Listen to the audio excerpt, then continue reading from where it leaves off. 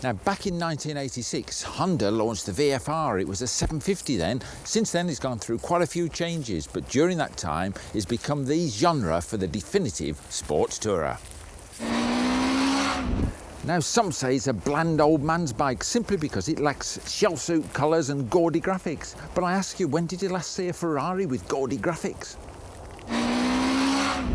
But no, just like the new R1, the VFR 800 VTEC is very discreet about what it does, but there are a lot of surprises under that fairing, and there's a hell of a lot of technology.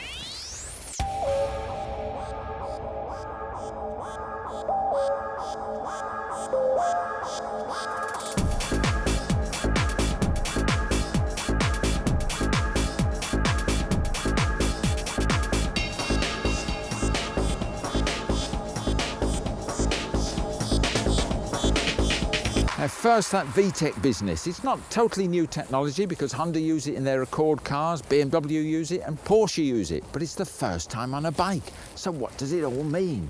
Well, I'll try and explain. I'm not a teacher, but I shall do my best.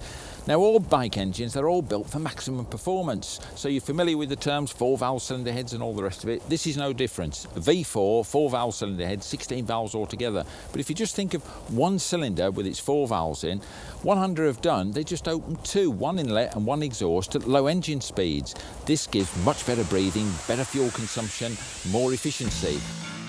At low engine speeds, the VFR will waffle along on a whiff of throttle with perfect fueling. Powers up by 5 brake horse on the old model, and it also feels stronger in the mid-range between 2 and 6,000 revs. But hit 7 grand and those extra valves open up, and so does the Horizon. It really does feel a completely different engine. It howls and snarls like no tourer ever would. It's not violent or uncontrollable, it's just seamless extra oomph. Just like lighting up the afterburners on a jumbo jet. It's addictive, it's unique, and it's great. But the technology doesn't stop there. If we start off at the back of the bike, see the single-sided swinging arm, you think common as muck, but Honda introduced this first on the VFR way back in 1990. It had been developed for racing by Elf. It was for endurance racing, so you could get the wheel off quicker. Not high-tech, but nevertheless, it's there. But the really clever thing is Honda's combined braking system. What it is linking front and back brakes together. But the really clever thing is 6-pot calipers, but you put the front brake lever on and it only operates 5 of those pistons, leaves another one spare. But as you put the brake on and the calipers actually grip the disc, this whole assembly starts to tilt. See that screw there? It pivots on that and goes forward. I can just move it that little bit there. There's another piston in there, and that's the piston that applies hydraulic pressure through this pipe to the rear brake.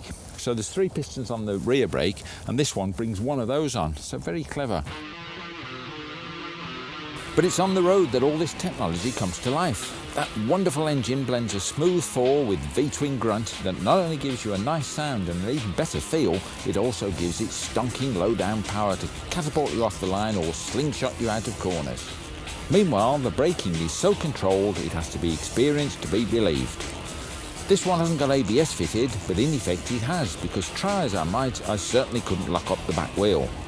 With both brakes being applied to some extent whenever you operate either lever, the whole bike squats, keeping the weight distribution more even. Very clever and very safe.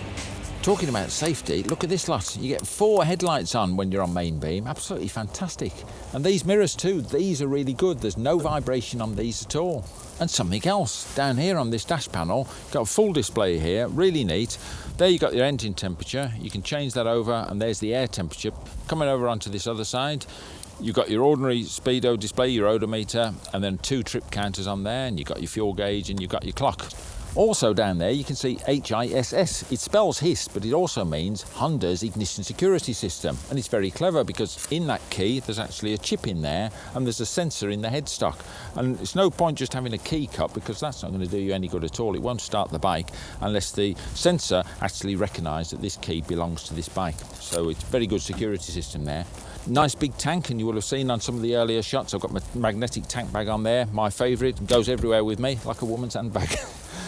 Down there on the fairing you can see the side-mounted radiators, and I must say this fairing, this isn't the big voluminous fairing that you get on a true touring bike, but nevertheless it does the job. Looks very swoopy, but it's actually keeping enough off you, so it's a nice compromise between sports and full touring. But the thing I really like with this one, it's got a centre stand, very sensible for a bike that you're going to do some serious touring on.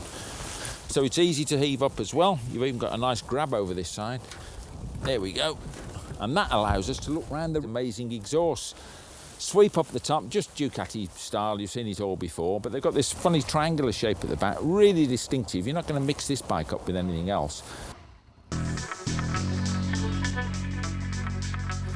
The riding position is just so, pitching you slightly forward but not too far. The suspension is compliant, and coupled to the stiffened and modified frame, it gives this bike a flickability factor equal to many out-and-out sports bikes.